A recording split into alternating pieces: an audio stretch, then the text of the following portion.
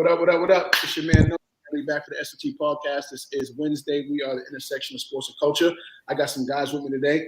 My brother AD, my brother AC. We're here to get into some of this NFL talk, man. If you guys follow sports at all, you follow NFL at all, you know there's a lot of things to talk about. Make sure you tapped in with what we got going on over here. Tap in with the commission. Make sure you get your merch. Definitely highlight us on Facebook where this thing began. Get with us over on Clubhouse. Shout out to my guy Smooth, best moderator on the app. Check us out, stsports.com. Sit and talk sports across all social media platforms. See what we got going on at YouTube. Stay tapped in with the movement, man. This is Snt. Fellas, we just wrapped up the first new format playoff system in the NFL. I'm going to be honest with y'all. I wasn't a big fan heading into it, but I'm also going to be honest with y'all. We had some classic games, man. We had some classic games. This has been one of the most exciting postseasons the NFL has produced in quite some time. I'm a fan of it. I don't know how or why the extra game may or may not have made the impact. I don't know if just the right teams got in this year.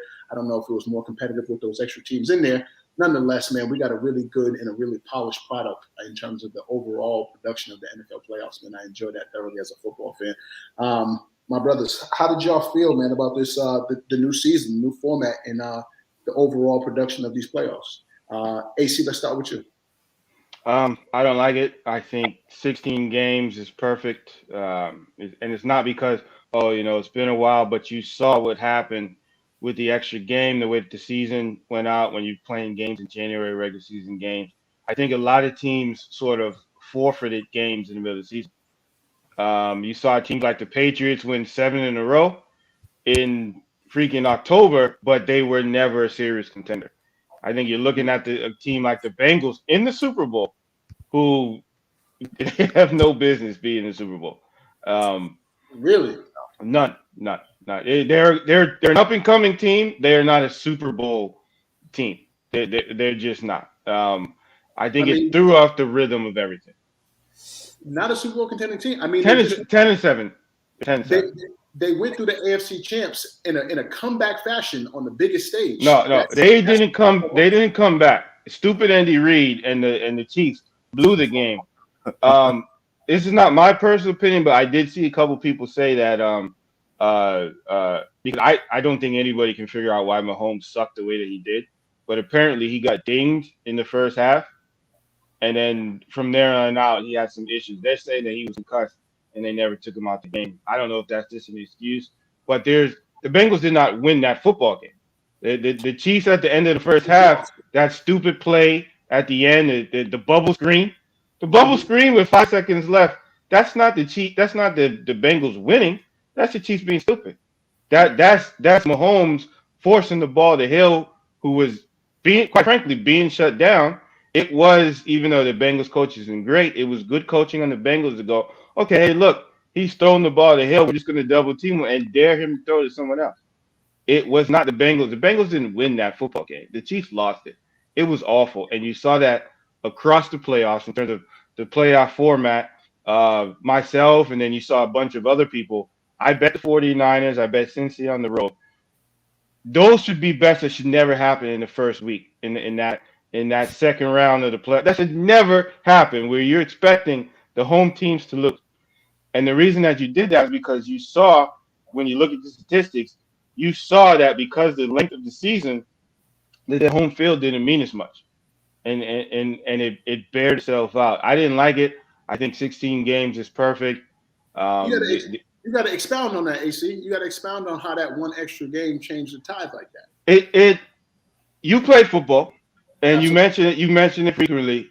I played soccer, I played basketball, I played track. I ran track.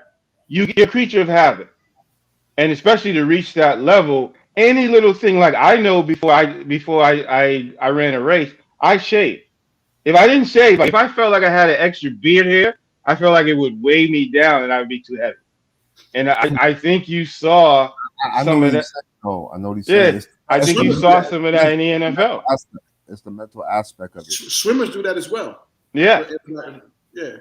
And with this and with the extra game, again, how many 10-7? Basically 9-7 teams or so, 8-8 teams. That's what pretty much would equate to, whatever. those are the teams that were competing in the NFL playoffs. But it And happens though, AC. it rarely happens. Every now and then you get a division winner who's 8-8, but you won't get 3-4. You won't get 3 and 4 teams who are 500 teams. Look what my Giants did out the 6 seed. Exactly. I know, but that's a rarity. That's not the norm. This playoffs, it was the norm. It was the norm. I didn't like it. I think we've always seen an upset. I think you're talking. I think you're talking more. Exactly. You've seen an upset. You didn't see 4. You've seen an upset. I think you're talking more as a betting man. No. As a fan, I didn't like the football. Did you watch Did you watch? Have to see. Did you watch week 14? Yeah. Did you watch week 14? Some of those games. No, I watched the games, but some of those games, terrible. Some of those games were terrible. AC, at first, I'm gonna agree with you. I'm kind of gonna piggyback off Noah, right? At first, I'm like, man, that 17 game shit's gonna be whack as fuck, right? But after seeing the results in these playoffs, bro, how many blowouts did you see in the playoffs? Because teams were tired. It wasn't. I didn't think it was good football. I think it was good endings. It wasn't good football. But at the same token, AC, everyone was up against the same challenge. It wasn't like half the league had an extra game. Every single team had that extra game.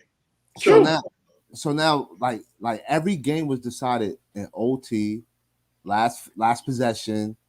I think the biggest game was 6 points. Winners. That's right, and that's a bad thing. You're when your number one seed is facing your 5 seed or 6 seed, it's not supposed to be a close game. But AC, if you remember like some of our episodes, right? Like for instance, me, right? I predicted that the Buccaneers would win it, right? But I said if they run into the Rams, they're in trouble. And look what happened. It's just about matchups sometimes. The Bucs should have won that game. They ran into the Bucs blitzed. The fucking they blitzed. No, I knew. They blitzed with 13 seconds. Stupid ass coaching, which is why the greatest player of all time retired. Because dumbass coaching. But did you hear what they said though? Half the team knew about the blitz. Half the team didn't know about the blitz. That's why Whitehead Jr. was playing over the top. Either way, it was a bad play call. Given the coaching. I agree. If half the team knew and half the team didn't, that's coaching. Remember earlier in the year when the Patriots were sending 12, 13 guys out? Coaching, because Steve Belichick's dumbass kid was coaching the defense, and they couldn't figure out the proper packages. And Belichick said, "You know what? No." And they changed it. Meanwhile, Buddy on the sideline with the lockjaw.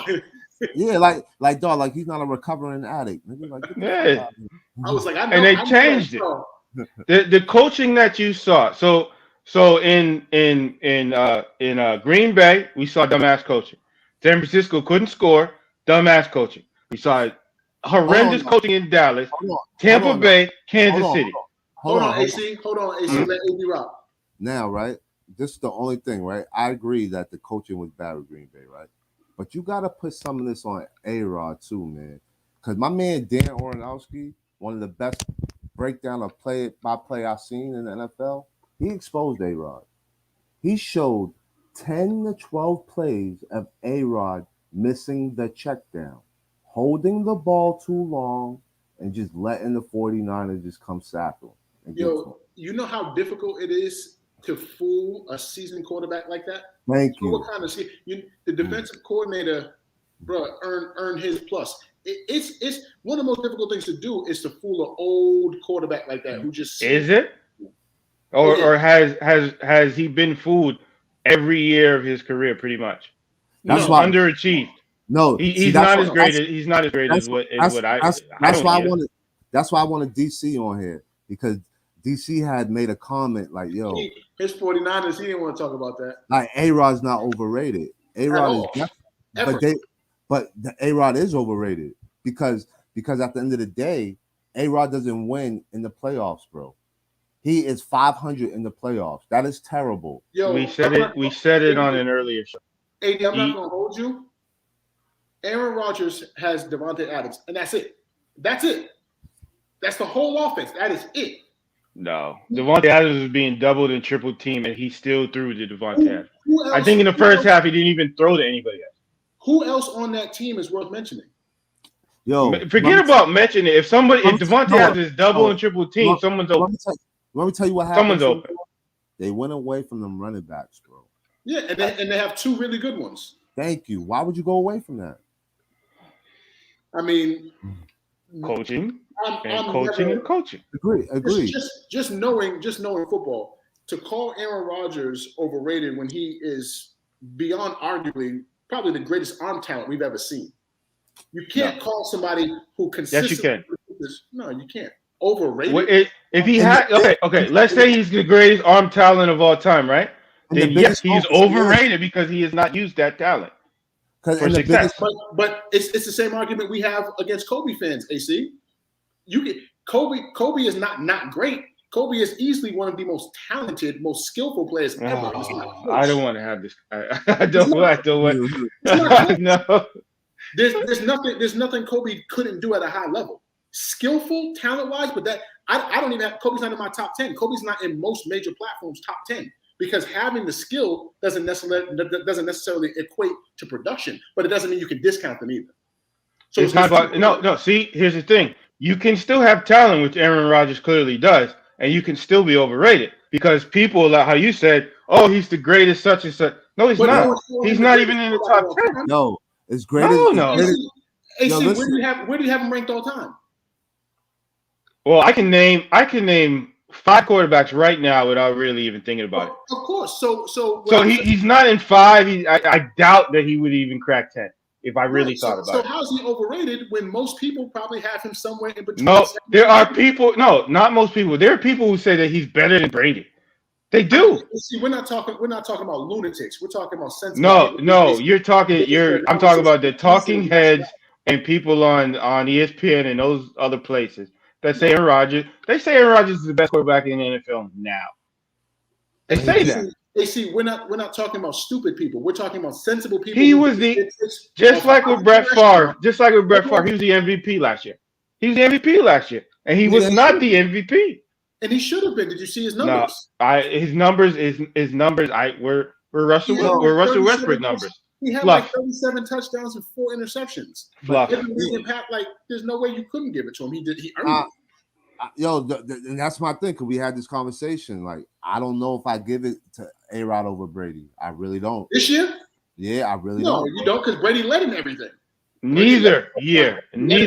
Tom Brady was the MVP last year. Tom Brady was the MVP this year. But those are the two candidates. Those are the two candidates again this year. Yeah. No. Aaron Rodgers, he lied and all that shit. He should never be the MVP ever again. But Tom Brady was the MVP. When he's in that Pepsi Blue next year. The running back for Indy, they didn't win enough and they didn't make the playoffs, so he can't be MVP. Josh Allen, what the hell is his name? The second year running back for the Colts. Jonathan What the hell is Taylor. his name? Oh, JT. Yeah.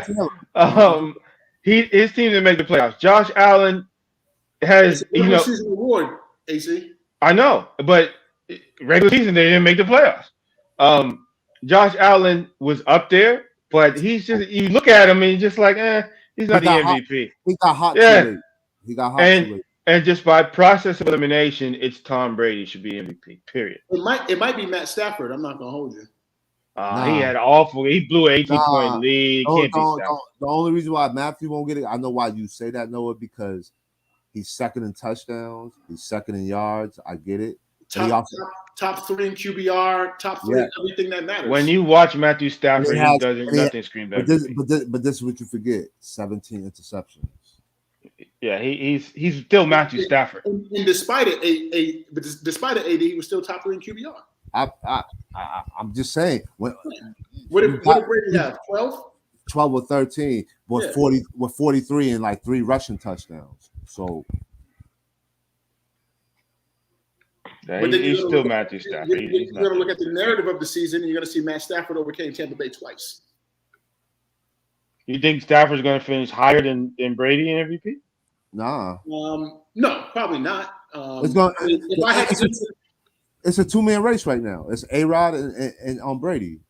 Right. If I had to give it to somebody, I'm going to give it to Brady just based on the fact that he led everything that was important in terms of QB. He was the top dog. Touchdowns, yards. He was up there for completion percentage. He was up there for QBR. He was up there for overall rating. Like it's difficult to go against Brady just based on the data. But I mean, A-Rod is always going to be in that conversation. Fellas, not to get too hung up in there, man. Like I said, I think that I like this new system. I think that I like it, and if next year's playoffs can be anything close, if it can be relatively close to what we got this year, then I'm fully sold, because I don't know if I've seen more parity in the playoffs ever. Like I understand AC sentiment about wanting to see the top seeds look like top seeds against the lower seeds, but when the margins of the teams and the ability is so much smaller, you're going to get better football games. Just as a fan, you're going to get games that you're not seeing blowouts. You're going to see a very competitive, 3 versus 4, very competitive 1 versus 6. Whatever the case is, I don't think I've ever seen a playoffs with more parity in NFL history. And I'm a big fan of good football. Was the KC and Cincy game a good game? Was that a good football game? That was not a good football game. There was poor coaching for sure. It was poor. When you have a team that take a 21-3 lead and then does nothing. But I mean, if you want to reference that, we can reference Kansas City that had to come back from double digits every single game they played in their Super Bowl. Yeah. So it's the same and neither one of those games were good games. All three of them. They were good games. When you can see a team, when you watch a team persevere, those are good games. AC, like what the hell? The endings were good. The games were not good. But then perhaps we just have different perspectives, because I think it's a great game watching a team overcome and persevere. So Tampa Bay and the Rams was a good. Tampa Bay was terrible for 3 quarters. Terrible. Right. It was not a good game. Right, but then they made the plays. That's all perspective that happened. That's all perspective. For it to be 27-27 at the end and it have to come down to a game-winning field goal, in my book, that's a good game. No, they made Akers fumble twice. Then every game in the NBA is good. Then when we watch guys throw threes for 3 quarters and then they try their last quarter. Would have been a good game if it stayed 27-3 and ended. That's a bad game. Thank you. Both are bad games. But what I'm saying, AC, is we can't look at this like players, and we can't look at this like analysts as we're standing now, just as a fan. Thank you. For the fans' sake, because the overwhelming majority of people who watch NFL are fans. They've never played football. They don't do podcasts. They don't have a sports group that they tap into and give analysis. I'm saying, as a fan of football, to say that I watch the entire. I know. I'm not disputing that. I know. AC, even as a gambling man, your hands wasn't sweaty at every game watching. Not knowing I knew, and I'll show you text messages. I knew at the end of the first half of Kansas City, Cincinnati, that Kansas City was not going to. Me and my bro knew that too. As soon as I see Andy Reid and go for that field goal, that bubble screen, when you have a quarterback wave off his coach and say, "Look, no, I got it," and then he throws a fucking bubble screen. Cincinnati was always going to come back in that game. The only thing that I regret is that I didn't place a live bet and go for Cincinnati to cover. That's the only thing that I regret. The most sensitive football matters, and this is any level of football, is halftime morale. Halftime morale is critical. That's why Bill Belichick's been dubbed a halftime genius. What you do going into halftime and in halftime is just as important as any other facet of the game. And when you can be in the AFC Championship game as the favorite and completely botch essentially a 2-minute drill with some bullshit and fumble points and leave points on the field in a game for all the marbles, bro, that'll take the air out of your balloon. With Cincinnati getting the ball at half. Right. You can't take the fucking points. It's a no-brainer. Now think about this, AC. They take the points, right? KC wins by 3. I know. They win by 3. They still don't cover. It was a bad game. Real shit. AD. They went into the locker room. What was it at halftime? 21 to what? 10. So they go into if you go into the locker room taking those 3 points, it's now 24 to 10. The second half was completely different. Thank you, bro. When you got to come out and that team is moving surgically, they've scored every fucking drive and you can't stop them. And they closed out the half with more points, and you down 14 points going into the second half. You don't come into that second half feeling. Now, AC, you don't come in there feeling confident at all. You feel like you're hopeless. You feel like you're drowning. Yeah, I agree. When the other team's just moving the ball at will, scoring at will, and you down 14 coming into the second half, you're not going to go out there thinking you got a chance. You're going to go out there feeling defeated. And there's no way around that. That's just morale and shit. You can't control how you feel about that shit. But nonetheless, man, I'm excited to see if the new system can sustain this level of play and this level of suspense because I enjoyed it thoroughly. We have our Super Bowl teams. It's the Los Angeles Rams against the Cincinnati Bengals. We're talking high-powered offenses. We're talking a lot of points. Obviously, LA has the edge defensively.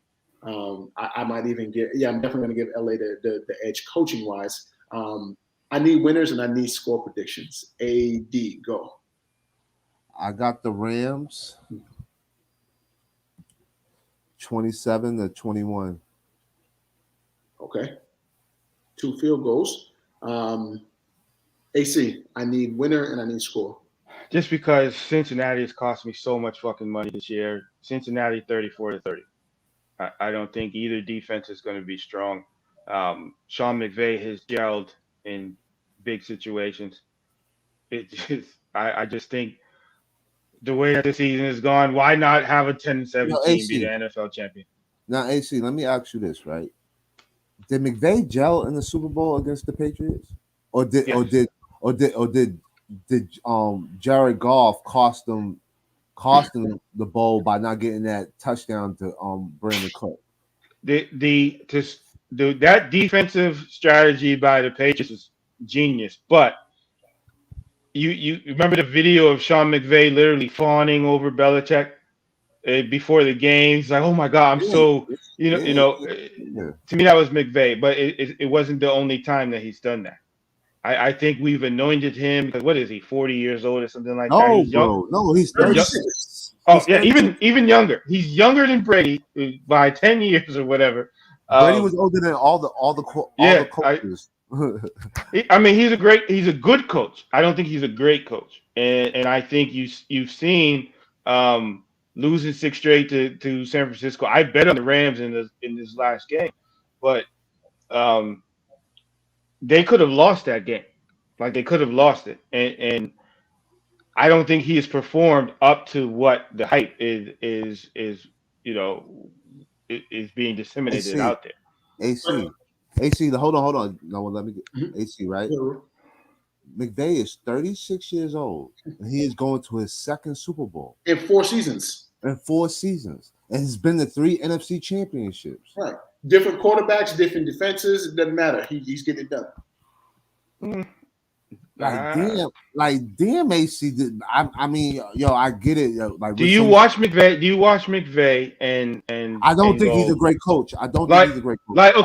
Earlier this year, we saw New England versus Buffalo when New England ran the ball 3 times. Earlier this year, we saw Cincinnati going to Baltimore and beat them down with just an incredible, ridiculous game plan.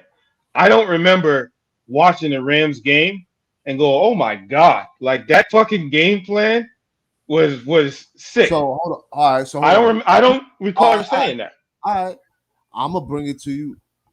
When they played Tampa in week 4, when they were both undefeated, that game plan he put up for Stafford was unbelievable. Unbelievable. And that's I can't argue because I honestly don't remember saying to myself they got everything they wanted. I mean, they beat the Bucs by 10, and Brady threw for 432 yards, and they beat them by 10. Right. I can't argue because I'm being dead serious. I don't remember. No, I don't remember thinking that it was the incredible game. I think Stafford had like 9 incompletions. He had 4 touchdowns. That's when Deshaun Jackson was just blowing the top off their defense. But AD, even if we look at it this way, if you look at the personnel changes he's gone through from coming in and having Todd Gurley, arguably at that time the best running back in the game, losing Todd Gurley declined rapidly. Losing Todd Gurley, getting there with Jared Goff. First and foremost, we're not going to discount. It's not easy to get to a Super Bowl when Jared Goff is your quarterback. Most coaches couldn't do it. So not only did he have Jared Goff and didn't realize that he needed more, it was his choice to go get Stafford. He pulled that trigger. I need Stafford to implement this plan in my head. goes and gets Stafford, a guy that we had written off and for all intents and purposes, and then put him to the Super Bowl. I mean, I'm not going to question Sean McVay. I can't. And then not only that, three NFC championships in 4 years, 2 Super Bowls, different personnel, different quarterbacks. I can't, like I said, I can't argue that. I'm not like, I'll argue if I believe in something, I have no issue arguing. You both know that. Yeah. I just don't feel like McVay, like this game, again, I don't feel like this is the Rams' ascension. And maybe, I mean, they're 4.5-point favorites, so Vegas doesn't feel like that either. But versus Arizona, versus San Francisco, especially versus Tampa Bay. If Tampa Bay has a real coach, they don't win that football game. And to have the lead that they had, I feel like you have to put that on McVay. And that's why I don't have that confidence. And the stats that you just threw out, unassailable, I can't argue that. I just don't feel like I watch a Rams game and I'm watching something incredible here. I just don't feel like it. I know that Aaron Donald and the money that they spent. So basically, they got a window of this year, maybe next year. And then after that, they're done. Yes. They're done. Yes. McVay is not going to carry them. We're not going to be talking about Sean McVay's genius in 2026. We're just not. That's not yo, he's 36 years old, AC. You know how much better he's going to get? Show with Sean Payton and look what he did. Sean Payton was Sean McVay before Sean McVay. Same thing to me. Same thing. Similar. I can see where you're going with that, but I don't think I can agree to that. But I can't agree with that because Sean McVay in 5 years has already been to more Super Bowls. 4. You're right, and that's what I'm saying. I agree. I'm like, yo, that's and when we talk about stats, that's a stat I can't argue. Now I can't argue that stat. I just feel like it's just not what it seems. That's all. AC, to piggyback off with the last statement you just said, right? Most franchises teams, they're capped to win a title like 4 years, right? After a rebuild, yeah. Right? About 3 to 5 years, right? 3 to 5, right? They're in that right now, and you just said give him 2 more years. So that doesn't. He must be doing something, right? They have Aaron Donald. So that changes a lot of stuff. They got Von Miller. Everything they did this year, it all came together. Odell came in and shit it. Von Miller came in and shit it. And Aaron Donald came in and did what he was supposed to do, close out. And that's what he did, close out. That has to be attributed to the coach as well. Exactly. Oh, okay. Let me give you an example. Philadelphia. How are they different than Philly? Besides Aaron Donald. How are they different from Philly? Philly. Huh? Philly can't make the playoffs. They're on their way to the season. No. Not this year. Come on. Not this year's Philly. The Philly that when Belichick tanked the Super Bowl. How are they different from them? With Nick Foles? Are you serious? No. Dude, before Nick Foles, there would be the fake quarterback got injured. Are you talking about McNabb? Are you talking about McNabb with injury? No. The Super Bowl winning Philadelphia Eagles. Doug Peterson and Carson Wentz. Carson Wentz. Yeah, Carson Wentz got hurt.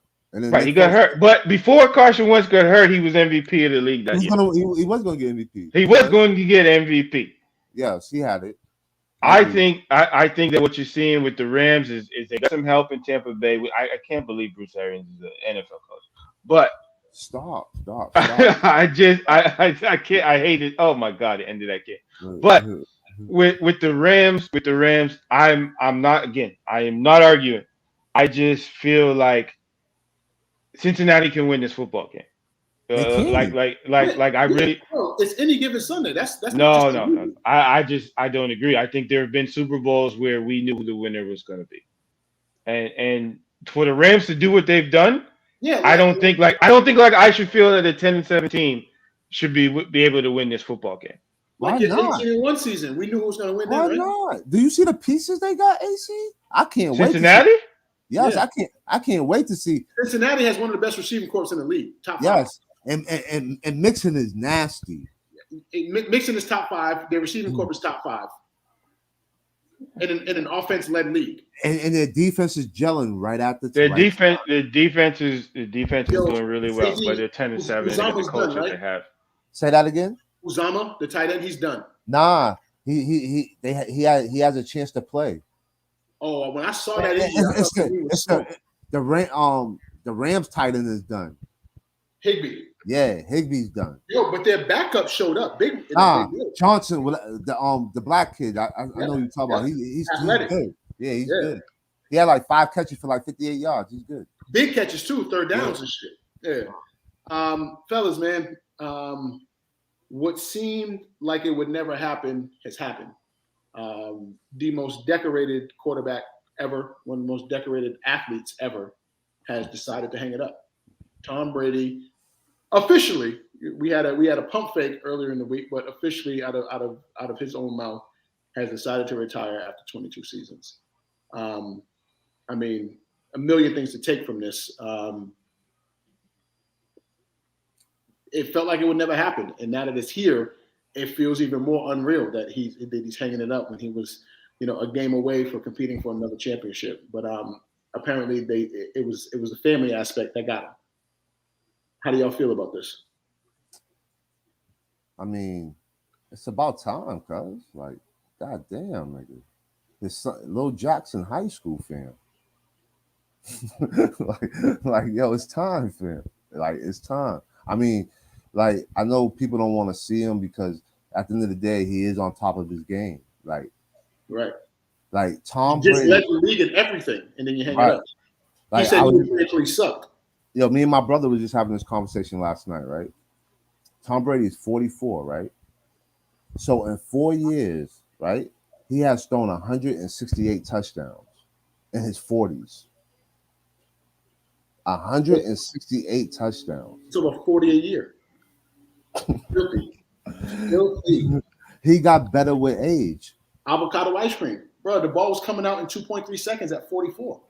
Yo, and I mean, to see him go out like that, I mean, his last pass was a touchdown on the best DB in the game, on Ramsey. The number one receiver. Mike killed too. Mike played well too. Mike killed since CG went down. Mm-hmm. He closed that year out in a big way. Got his 1,000 yards. As he's supposed to. He's supposed to. Like that was never me. I'm gonna be honest with you. I'm gonna be honest with you. One of the takes that I got, obviously they've been listing his credentials and again, very decorated career. In 22 years, he was a 6-time All-Pro. Yeah. That blew my mind. Yeah. So about a little under 30% of the time, he was an All-Pro in his career. That blew my mind. Because the All-Pro team is different. The All-Pro team, you're gonna have Peyton there. You're gonna have Rodgers there. Mm-hmm. All-Pro, there's only 2 spots. Oh, I know, but it was telling that this is the GOAT. Pretty much unquestioned. To know in 22 years he only got one of those 2 spots 6 times in 22 years. Right. That blew me away. Remember the first 7 years of his career, you had Brady, people still saying Brady couldn't do this, couldn't do that, blah blah blah. Right. So he wasn't going to be picked as All-Pro those years. When you had Peyton Manning throwing for 40 touchdowns or whatever the hell he was doing. But yo, AC, I consider that. But even if we take those 7 years off of the 22, it's still 15 years, and he only made it 6 in 15 years, which is damn near, which is a little over 33%. Yeah, closer to 40%. Yeah, because you have writers who vote Aaron Rodgers and Brett Favre types MVP. They don't know what the fuck they're looking at. They don't know what they're looking at. And I've already said I don't even think I need to comment on Brady. I've already said he's the greatest athlete in sports history. Not true. The only issue that I did have was it's weird because I generally don't care about such things. Him not thanking the Patriots, I thought was Bush League. I thought it was effeminate. I thought it was a very pussy move on his part. not to mention the Patriots. This dude is polished. This dude makes every move in his freaking head. And I did this. I'm going to steal a little bit of this today from the radio. Is they were making the point that when he did come back here with Tampa Bay, the dumbass fans booed him. Like they were making this point today, and he, being Brady, might have taken that personal. So I do think that's why he left the Patriots out. He didn't thank the fans. Like, even if he was mad at Belichick and Kraft or whatever, not thanking the fans, I think that's why he didn't do it. And at first I dismissed it as dumb shit. But then when you think about it, like if you've seen what's it called? The Brady 6? Like what year did that documentary come out? Like 2010, 12 or whatever? Whatever year. No, not the new one. The Brady 6 one. Yeah, where the 6 quarterbacks taken before him, they participated in a documentary saying how much they suck. Like it blew my mind. That's when Brady had the long hair. Yeah. And when he so was that's when Giselle first.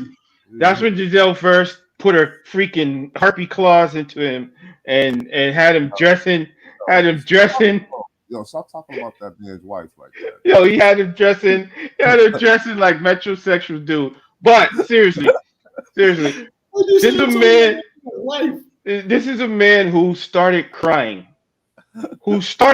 By this time, he had already won 3 Super Bowls. By this time, he's already being talked about as one of the best ever.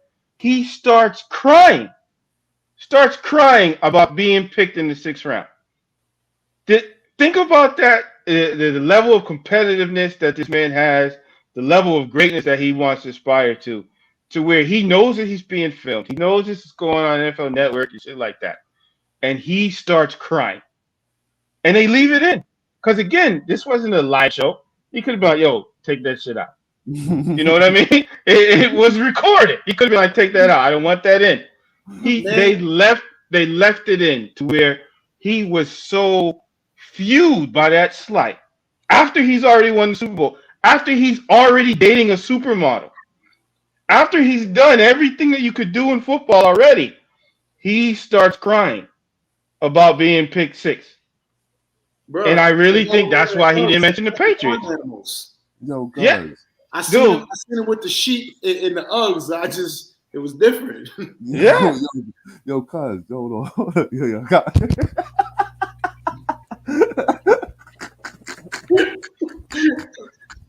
The greatest athlete of all time. Chill. Yo, AC, he ain't the greatest athlete ever. But greatest athlete of all time. He's not.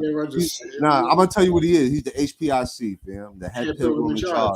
That's what he is. No, he's the greatest athlete of all time. Nah, he's top 5, but nah. He's not top 5. He's number 1. No, but he's not. Bro, go on. What else are we talking about? Yo, nobody had Brady in their top 3, bro. They did that already on ESPN. I just want you to know that, AC. Bro. It's ESPN. You're so far off on this AC. It's not like, bro. Brady runs a 6 second 40. What are you talking about? 5.2, cuz. And he probably got a little faster, so I'll give him a 4.8 now. Your NBA brains think run, jump, and blah, blah, blah when I say athlete. We've been over this. We spent like 20, 30 minutes on this already. You can't omit physical ability from the word athlete. You cannot. No matter how much you want to, you cannot. You can definitely count what they do with that physical ability, and nobody has used that physical ability to be as successful as Tom Brady. Period. Bro, you're not even making a little bit of sense here. I just told you in 22 tries, he was an All-Pro 6 times. That's not the measure. That's not the end of the measure. But it's not. But it's a critical part of the context. It's not critical. Yo, Brady's not even the greatest football player of all time. Like, what are we talking about, bro? Okay. Enjoy him being the best quarterback of all time, and shout out to those 2 hot L's that we served, and that's LL Cool Tom. Shout out to and he still can't get over that. He can't. If you watch the news, You lost to a sub 500 quarterback with a team that just got hot for a few games. It's not that though. It's the undefeated that got him. It's the 18-0. It's the 18-1. Like them losing that one game doesn't change what that team is. And again, that's ESPN mindset. I hate. Shout out to all those 18-1 shirts that got sent to my cousins in Africa. Word, that shit got I was tight. I hate that mindset. Straight up. The retirement of Tom Brady. We're gonna, and I think somebody pointed out that I think Aaron Rodgers is the only one from that era, sort of this century of NFL quarterback. Nah, And his era's done. He was the last of his era. Ben Roethlisberger and all them. yeah, but Aaron Rodgers, he's in A-Rod's that class of. Nah, he's not a part. No, I He's mean, not. He's not a part of Phillip Rivers and all them. No, he's not. no, he is because he's in his No, he's 16, not. 17 year. Yes, he is. Aaron Rodgers is the last one, and Aaron everybody Rodgers, else, all the other quarterbacks is sub 30. Aaron Rodgers is 38, about to be 38. Right. All the other quarterbacks are sub 30. Phillip Rivers and those guys are the same age as Aaron Rodgers. They just decline much faster than No, Phillip Rivers is in his 40s, bro. Breeze and them, he's in 40. that class. He's in that class. No. Yes. No. He's the only one of this century of quarterbacks. He's the last one, Aaron Rodgers. Bro, Aaron Rodgers just turned 38 a month ago. He's not in the same class as those dudes. Bro. No, not class like high school, not freshman, sophomore, not class. I'm talking about quarterback class type level. I get what he's saying. You know what I mean? The tiers. Right? Yeah. Okay. The quality. The tiers. Yeah. Not like a senior. Not like that. I'm talking about like when you think about this century of NFL quarterbacking and who the top guys were, Aaron Rodgers is the last guy left. Yeah. Okay, yeah. You got that. Yep. Fellas, there's gonna be a lot of quarterback movement going on this offseason. Like I'm not sure if I remember this many starters that are likely going to be in New Jersey's come August or prior to August even. Russell Wilson is predicted to be on the move. Mm-hmm. Deshaun Watson has some shit to figure out. Houston has to figure out some shit. Technically, he has not been suspended by the league. He could have played this season. Was he paid? Yes. Yes, he got paid. Yeah, he got paid. Porn star Jimmy. Yeah, and here we are to, a lesser talent, but, a big name nonetheless. It looks like the keys are going to be given to the young boy out in San Francisco. So that leaves Jimmy looking for a new job. And luckily, as many quarterbacks that are on the move, there's going to be a lot of jobs to fill in terms of quarterback. That being said, I want to kind of play some Mr. Cleo, if you will. Let's be psychics here. Let's be psychics and figure out where are some of the best fits for these quarterbacks. I'm gonna spit a name out, and you guys give me the best place for them, the best fit. And it could be where they are. They could stay where they are. And give me a quick, maybe 60-second spiel on why. Let's start with Russell Wilson. AC, go. Russell Wilson. I have two quarterbacks for this team, Tampa Bay. Mm-hmm. I think both Russell Wilson, I might just say Jimmy Garoppolo, would be perfect fits in Tampa Bay to step in. It's going to be hard. I think Russell Wilson is the only one who could step in and not feel the crushing weight of following Tom Brady. Right. AD, Russell Wilson. Your Giants. My dog. Yes, sir. Plug and play, man. Russell Wilson knows how to succeed behind a subpar line and succeed at a high level. We've got the talent there for him, and most importantly, his wife wants to be in New York. And he's a leader. And he can lead them young boys. He will galvanize that team. I'm in a New York Giants fan club on Facebook, and we be going crazy in there all day long. I've been in there for a while. It's such a thing? Yeah. New York Giants fan club. when you 2-0 against the GOAT for 2 chips, you get your fan club. Whatever you want to do. When you cancel a 19-0 season, they make a fan club for you. Holding several times in that play. But go on. You want a Kleenex? You want some Kleenex? New York Giants fan club. Right, here we go. This is barring no suspensions. Deshaun Watson, AD, go. Ooh, Deshaun Watson. Man, he could go a lot of places. Mm-hmm. I don't know if they could. I don't know if they would pick him up because of what they went through with the way their season finished out. But Deshaun Watson would be a great fit in Tampa Bay. Okay. A great fit in Tampa. I think that'd be a good culture move too. That would be a great move if that can happen. That would be crazy. AC Deshaun Watson. Seattle, and the reason why is not necessarily on the field, but off the field, because you have all those hippies up there who will forgive up there in hippie land, Seattle, right?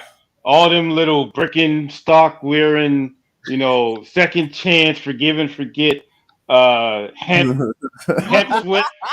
sweatshirts, wow, comfortable. hemp sweatshirts and shit. They be like, "Oh, give the man a second chance." Jesus loves everybody. Right. I think Seattle off the field works for Watson. Yep, he can go up there, play football, and let everything else settle down. And it's not a huge market. You're not going to be on national TV a lot. He can play, get his career back on track, sort of out of the spotlight. As much as he could be out the spotlight. In the situation that he's in. Mm-hmm. But Seattle to me. Okay. Jimmy Garoppolo, AC. Where does Jimmy go? If it's not Tampa Bay, I want to say Tennessee. They paid Tannehill. I know, but no. As I don't know if Tannehill stays there. I don't know if it's going to wait. Let me finish. I don't know if Tennessee is a good team. With Henry and stuff. Do they stay with Tannehill? Yes, they just paid him last year. Big money. And he hasn't performed. I don't know if he performed. He lost the greatest offensive weapon in football and maintained a 1 seed for 2.5 months. Without Julio Jones, without AJ Brown, he held. I just like the Patriot connection. Tennessee kind of popped into my head for him if it's not Tampa Bay. I personally think Tampa Bay, but I like the Vrabel and Garoppolo Patriots connection. I think he's a better quarterback for their situation. And no, Tannehill's good, bro. Tannehill's I don't think he's good. Bro, you can't lose the best weapon in football and maintain the 1 seed throughout the season without losing both your top 2 receivers for multiple games, losing the best offensive weapon in football. You maintained the 1 seed for 2.5 months on his shoulders. They were 1 seed. They were 1 in name only. Nobody bet on them to win that game. Bro, they maintain a 1. It's not about betting, AC. We're just talking. No, it is. It is. Nobody thought they were 1 seed. Bro, it doesn't matter what you thought. They were the 1 seed despite losing Derrick Henry for more than half the season, despite losing Julio for more than half the season, despite losing AJ Brown. Jones wasn't. No, Derrick Henry made a difference. Julio Jones wasn't Julio Jones. He was done. Granted, but him being on the field matters. Yeah, it always will. And when you lose him for half the season, I don't know. For the record, I don't think Tannehill's going anywhere. You asked me where I think he'd be the best fit, and I think Tennessee, if not Tampa Bay. I mean, I hear you. I'm not telling you to change your opinion. I'm just arguing against it. AD, where does porn star Jimmy end up? I got porn star Jimmy for schemes only. I got him going to Pittsburgh. Yes. And the reason why I got porn star Jimmy going to Pittsburgh, right? That's why I got him. Because he doesn't have a great deep ball. Mm-hmm. That would be why he wouldn't go to Pittsburgh. Pittsburgh don't throw the deep ball. Have you watched them? No, he couldn't throw the deep ball, but Pittsburgh likes to throw the deep ball. Tomlin likes to throw the deep ball. Pittsburgh does not. They Roethlisberger just couldn't anymore. They throw meshes. And they still make the playoffs. They go meshes. They do a lot of meshes. They cross them. They don't really go upfield. They don't really. Not for nothing. Porn star Jimmy can get the ball better down the field better than Ben Roethlisberger did last year. Exactly, he definitely can. Much better. No question about that. That's why I got him. And he'll still have that running back. He still got Harris. And they still got Claypool, they got Johnson, and they got Juju. Juju, right? And that tight end came on. Peter, crazy last name. I know who you're talking about. Their tight end turned up for the second half of the season. I got him going to Pittsburgh. I think it'd be a perfect fit for him. Perfect. That's why I had him going. AD, no funny shit. Pittsburgh. Fella's last name, Aaron Rodgers. AD, let's start with you. Tampa. Yeah, bro. But that's Sully's his career forever, taking Brady scraps. Yo, at the end of the day, right? He'll likely get a chip. A-Rod, do you want a chip? Yeah. A-Rod, do you want a chip? Yeah. Like, the pieces are there. Bro, and Devontae is basically saying, Tampa has a bunch of free agents this year. They do. Ooh. They got 8 free agents. They got Fournette, but it's mostly on their defense. It's not offense. But all the most important defensive players were signed after the Super Bowl. All those young studs, those 3 linebackers, they got the best linebackers in the league. Barrett, Devontae David, and Devin White. Devin White. Number 45. White. I know. LSU. Yeah, we know. We're talking about he's a horse. Oh my God, love him too. They're all signed up. Those 3 are signed up for 3 or 4 years. Like Sue might be gone. Yeah. I think Vita Veda might be gone. Like they got 8 free agency that could possibly be gone. But it's mostly their defense, not their offense. Right. A-Rod could definitely get a chip in that situation. Like Leonard Fournette. Leonard Fournette might be gone too. Yeah, I mean, but not for nothing. Ronald Jones is serviceable. Thank you. They do. Ronald Jones is serviceable. And if you look at A-Rod's, if you look at his track record, he doesn't really use his running backs. Right. So, and Bruce Arians likes that. Right. Bruce Arians likes that. That was a cool little exercise, man. I mean, it's gonna be so crazy to see some of these quarterbacks in different jerseys. In a different jersey, like the colors and all that. Seeing like A-Rod in a red jersey. Like now let me ask y'all this, because I've been seeing Rumorville and all that. Do you think it's a good fit for A-Rod to go to Denver? Denver needs a quarterback, but I don't think it's a good fit. Because they keep saying like, it's either Denver and I forgot the other. I want to say Tampa. Yeah, now Brady's. I don't think Denver would be the best fit. New Orleans is a good fit, but before these idiots picked up Sam Darnold's contract, 50-year option, Aaron Rodgers, I thought, would have been great with Christian McCaffrey in Carolina. He doesn't really fuck with running backs like that. He needs receivers. But you got to understand this too.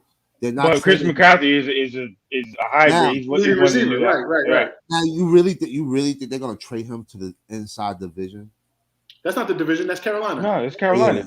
Yeah. But Carolina picked up Sam Darnold's fifth-year option, about to pay this dude almost $20 million. Stupid. Like they could have let him hit free agency. They don't have no choice. They're not going to. They do. Who are they going to? They brought in Cam. They weren't going to be good. We just talked about 5 good quarterbacks that were a possibility. Why would you pick up Sam Darnold? Because all the quarterbacks we named want to win, and there won't be any winning in Carolina. It's just a payday. Carolina was a solid when Sam Darnold simply didn't suck. They were pretty solid. AC, you killed me, bro. Nah, I ain't letting you slide. Because when I said they was 4-1, 3-1, they suck. They do suck. They do suck, but they would not suck with an Aaron Rodgers on there. They do suck. They have no receivers. I don't. DJ Moore's not a number one. I do like him though. But I like the Patriots, and I like Robbie Anderson, but neither one of them are number ones. If the Patriots can waste $180 million on receivers, Carolina can too. Yeah, listen. Don't bring up your Patriots, the curse of Brady. Just remember waste $185 million to get. They basically all that money bought 2 more wins. Waste of a fucking time. They got Hunter Henry. That's what y'all got for the richest. No, because you didn't want to admit it that the Patriots had a meltdown.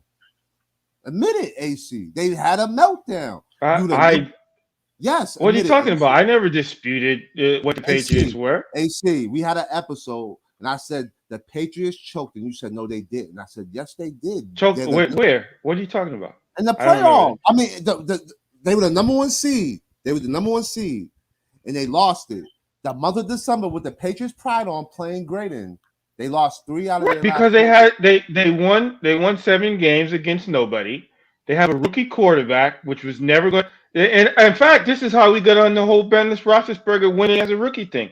The Patriots couldn't win with a rookie. It's never been done. They were never going to win. I said you mentioned tanking earlier today. The Patriots should not have won last year, and they shouldn't have won this year.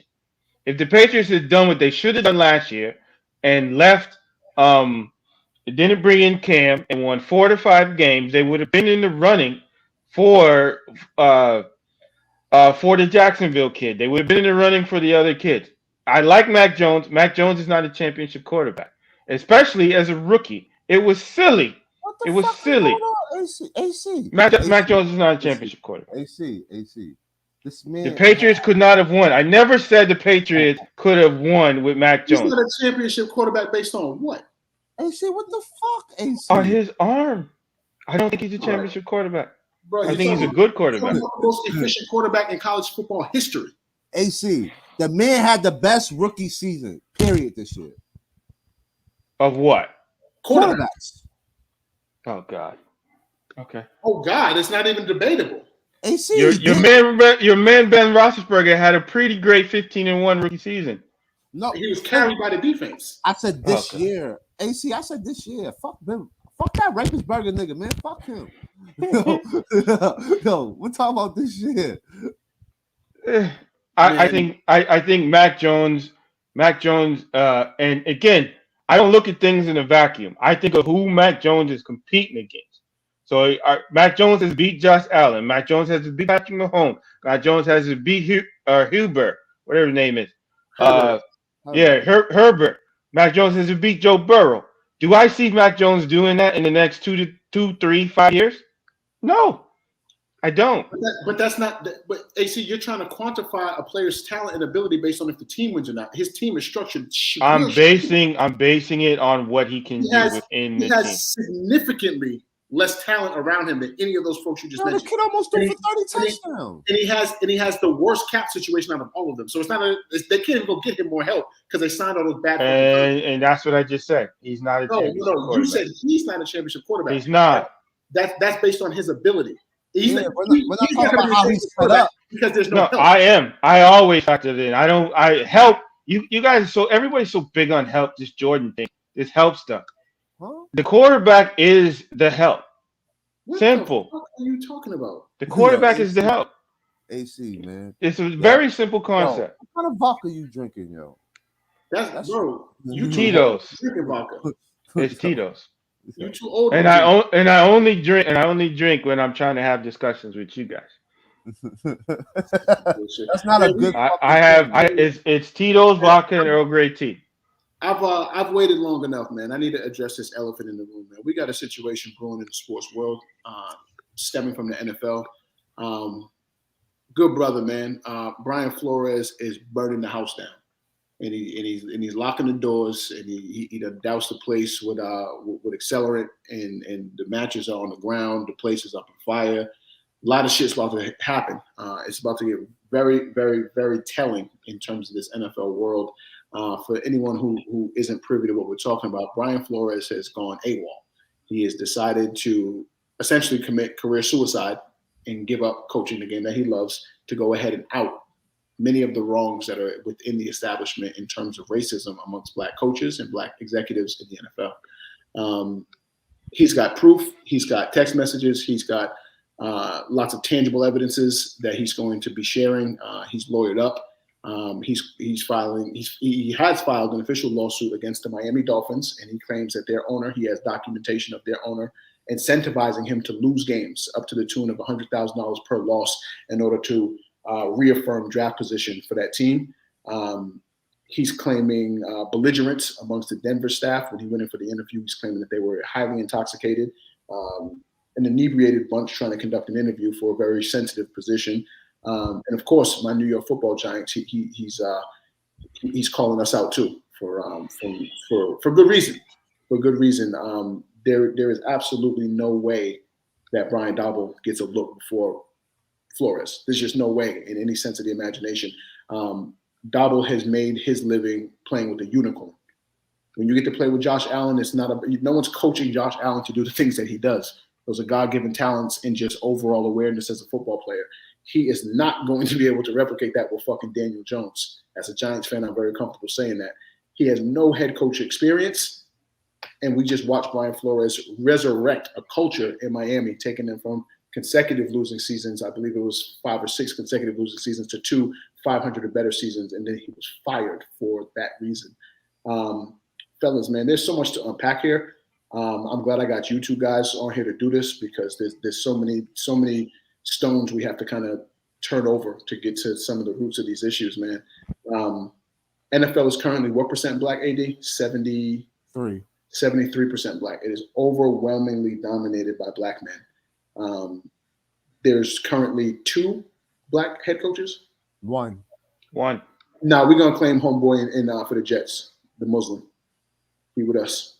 No. Because E ESPN doesn't even claim him, bro. No, he's not. I mean, Mike Tomlin is the only black coach right now. So you can look at that man and see he's a black man. He's not. I don't think he checks black.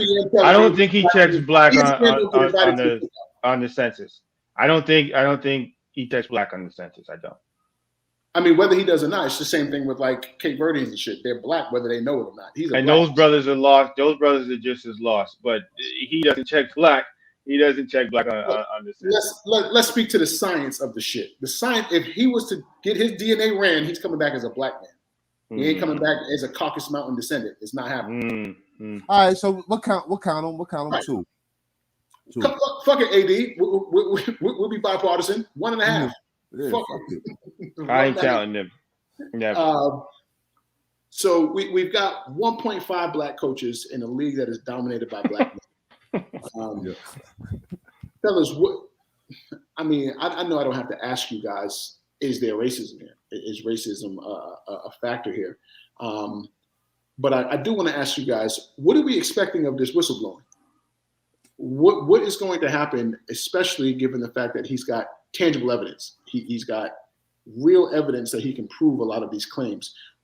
1, what do we think is going to happen? And 2, what would we like to see happen? AD, start with you. So what I would like to see happen is someone from the African American culture, like a Tony Dungy, come out and support Brian Flores. Right. You know what I mean? An African American man who has won at the highest level, who has accomplished many things. I think if he has somebody like that help him out, it's going to cause even more damage. He's already causing damage. There's no ignoring this. The house is on fire. Like we talked about in the back. I've been following it all day. Like all the lawyers that has been ESPN has been talking to, just the text from the Giants alone is enough for him to win a case. Oh yeah, the case is done deal. Now, this is my thing. We gotta, as African Americans in that entertainment, we gotta fuck that African American shit. We gotta come together, man, because the Rooney Rule was put in 2003. AD, for those who may not know what the Rooney Rule is, just expound on that real quick. No, the Rooney Rule is basically for us black people to have the same opportunities as white Americans counterparts, as to get coaching positions. So really worked. Right. So at that time in 2003, it was 3 coaches. Okay. We're in 2022 and we have 1.5. We're regression. We're not gaining. It's not. We're losing. Right. And let's be clear. This isn't because there's a lack of black coaches. There are more qualified candidates for head coaching jobs that are black men than ever before currently. Yes. There are more black candidates that are able to coach and are still not getting the opportunity. Right. Like Bieniemy, the Chiefs offensive coordinator. Why wouldn't y'all want that? Why wouldn't you? Why hasn't he got another coaching? Even an interview. I haven't even heard he hasn't even gotten an interview. Mm-hmm. That's crazy. Leslie Frazier, the number one defense in the league from the Bills. Mm-hmm. Why hasn't he got an interview? Byron Leftwich. He's the Jaguars coach. Oh, they hired him. Yeah. My bad. That's my ignorance. They haven't really announced it yet, but he's basically the Jaguars coach. They still haven't even announced it in the news, but like it's like a verbal agreement. Okay, I saw that they were speaking. I didn't know it was official. Yeah, it's not really official. Like I said, it's a verbal agreement. I think they're still working on the financial part of the contract. Okay, but there is a verbal agreement amongst them. Right. You know what I mean? So in that case, we'll have 2.5 black coaches. Mm-hmm. That's still AC, man, we keeping our 0.5, man. That dude prayed to Mecca 5 times a day. He ain't right. So we're still not gaining. We're regressing. And this is 19 years later. Right. That's like, so what are we doing? Right. And it's not what we're doing, it's what they're not doing. What they're not doing. What are we not doing to that we're not qualified enough? Because it looks like that all these African American black coaches they're dotting their I's and crossing their T's. Their resumes are amazing right now. And they're still not getting opportunities. I've been a lifetime Giants fan, man, and I was excited to hear that Flores was coming back in for a second interview. I've been advocating and lobbying for Flores. If not Flores, then definitely Bieniemy. And for those dudes to not even really be taken seriously, and you go and give the job to a dude that really has not polished at all as a head coach. Literally, like we're in a make or break year with this kid Daniel Jones, and you go and get a guy who's been able to ride the coattails of a unicorn like Jared Allen. And you think, like, and you justify that based on what? Like, it couldn't be experience. Like, let's just factor in all the things that go into just acquiring a position as a job in the NFL.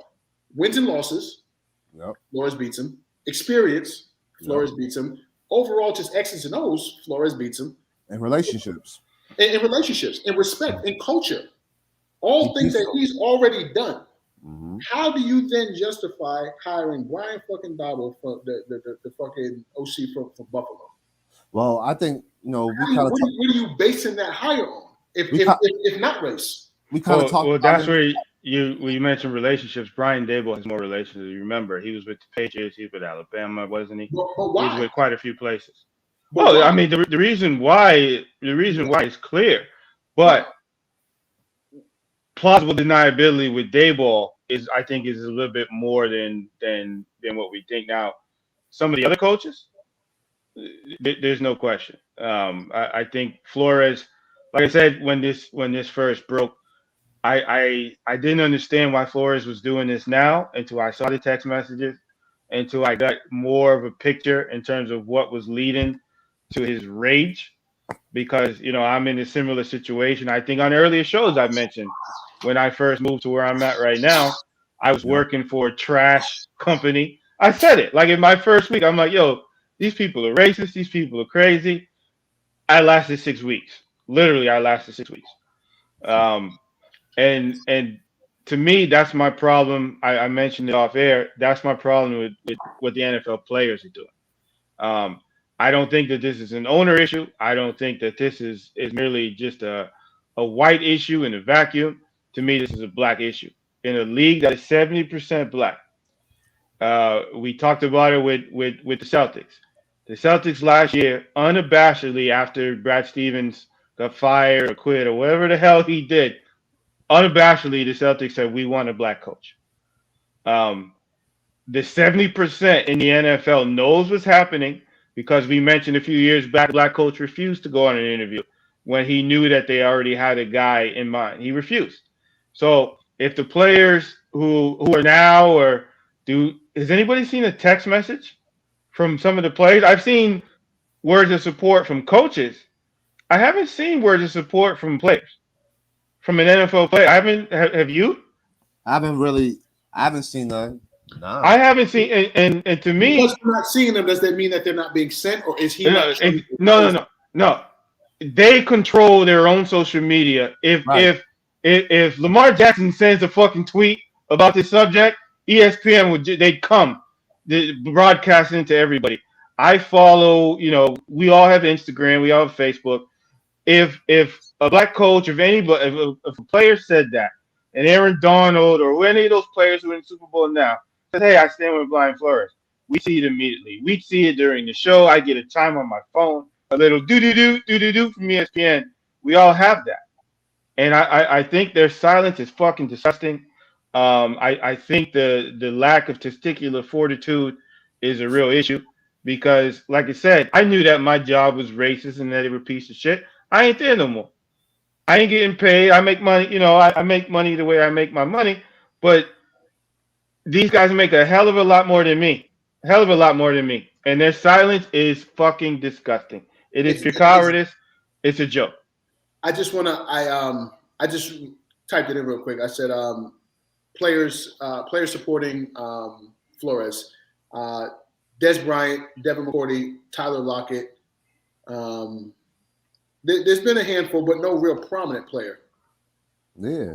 And that's a problem. I mean, I know who Des Bryant is. I know who Tyler Lockett is. I also know. I need the Russell Wilsons to fucking say something. We need the Derrick Henrys. We need the superstars of the league to say something. Aaron Donald. Just like Tony Dungy, other coaches. Mike Tomlin, like we spoke about in the Green Bay. Mike Tomlin's silence, and again, I'm not on Twitter and shit like that. Mike Tomlin should be on TV. I should have a clip right now that I can go to Mike Tomlin. This is the thing about Mike Tomlin. Darius Slay. Rooney. That's all I gotta say. Jamal Adams. Then I don't care who it is. I don't care if it was fucking Ronald Reagan was the owner. It is ridiculous to not speak up about these things. Brian Flores and Brian Flores, we this is not a secret about NFL black coaches being hired and fired. My thing with black coaches in the NFL is not them being fired, because coaches get fired all the time. And if you watch Premier League soccer, you have people who went undefeated and they're being fired. My issue is whether they're going to be rehired. So the opportunity to be fired and to rehire, to me, that's a bigger issue than simply being fired. Michael Thomas. Oh, Michael Thomas. Hold on, let me ask y'all this though, right? Let me ask y'all this, right? Why is it as a black man in any coaching, right? We don't get the same chances. So, for example, I'm gonna use one from every sport. Brian Flores for football, right? Ryan Hollins for basketball, right? Ryan Hollins brought the Memphis Grizzlies to the Western Conference Championship, their greatest season ever, and got fired. Bruh, Dwayne Casey led Toronto to a 1 seed and got fired. And one coach of the year. Coach of the year and got fired. And to me, that is, again, I can't stress this enough. I will argue this till I'm blue in the face. That is not an owner issue. That is not a racism issue. That is a player issue. And I've had this conversation about Mark Jackson. I've met Mark Jackson personally. I'll say it right here on YouTube. Mark Jackson is an asshole. I think he's a fraud. I don't like him. He was very, very disrespectful to several of my employees at the time. But people go, well, Mark Jackson did this and he should get another. No. If Steph Curry wanted Mark Jackson as the coach of the Golden State Warriors, Mark Jackson would be the coach. If Siakam I won't go that far. If Siakam and any of those guys wanted Dwayne Casey to continue to be the coach of the Toronto Raptors, when you have a black GM, he would be the coach of the Toronto Raptors. Period. AC, I think you're extending our reach a little too far there, because these millionaire employees will never dictate anything to these white billionaire owners. These millionaire employees aren't. They are employees, and believe me, I'm on side of management in most things. But these millionaire employees can absolutely dictate what product that we receive and who coaches them. You remember clearly with the I don't call them owners anymore. The CEO of the Houston Texans said, "We're not about to let the prisoners run the jail." Thank you. Was that a say? Right. And what was the response from the so-called prisoners? What was the response? Nothing. Nothing. Exactly. Right. Exactly. Because and to me, because you saying like Steph Curry can kind of dictate to the owners. No, not kind of. He absolutely can. No, Now, but now, this is a difference though. This is a that's difference. the point. He cannot. And he's an employee at the end of the day, and he's a black man, and he's looked at as a prisoner in the jail. Now, this is the difference though, he's not fellas. looked at as a decision maker. They don't. Hold And on. you want it? You saw they fake did it during the bubble. You saw it. So they can do it. So what? What do you mean? So what? They can do it. So It is absolutely. They did it in the bubble. They can do it right now. They can say we're doing the All-Star game. We're not doing this. If you wanna start with something small, we're not doing the All-Star game. If you want to start with something big, because this is an issue right now, I can watch that. However, whatever percentage, and again, we keep saying black players. If it was everybody, all the players on Cincinnati and on LA said, look, fix this bullshit, or we're not playing the Super Bowl. That's a fucking statement.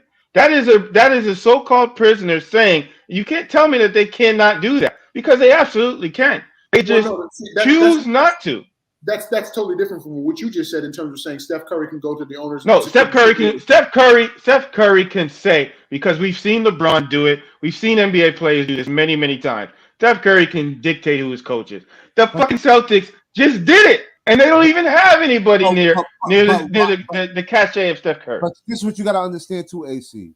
The NBA is a players' league. They run the league. The NFL can. No, the NFL again, and I argued this. Sure. No, I argued this. I argued this earlier. I think we don't have time to really get into it, but no, you're right. There are players in the NFL that I think are a certain way. I have certain feelings as to why they're a certain way, but we cannot just give them a pass and say that they can't do this. Yes, they can. And again, okay, let me agree with you and say, okay, maybe they couldn't do it. Have they even tried? Just have they even tried? Let's say they honestly couldn't do it. The NFL owners are so powerful, blah blah blah. Have they even attempted to? And they haven't, because we saw this a few years ago when the black coach refused. We've seen this now where the kneeling issue, where we saw Jerry Jones go, anybody who does this is off the team. The fact that Dak Prescott didn't even challenge that. Okay, I'm kneeling. Cut me. Do you think that the fans in Dallas, and I'm not too far from Dallas now, the fans in Dallas are siding with Jerry Jones or Dak Prescott?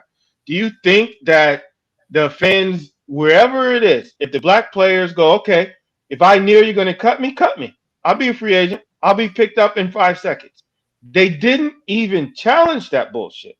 They didn't even challenge, we're not going to let the prisoners run the asylum.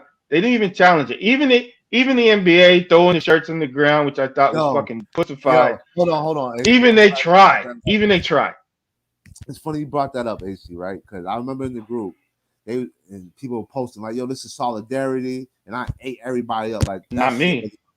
I know you didn't. I'm just saying, but I'm saying majority of the people in our group was like, that was solidarity. I'm like, the only organization that showed solidarity was the WNBA. You want me to tell you why? Because their whole organization did it.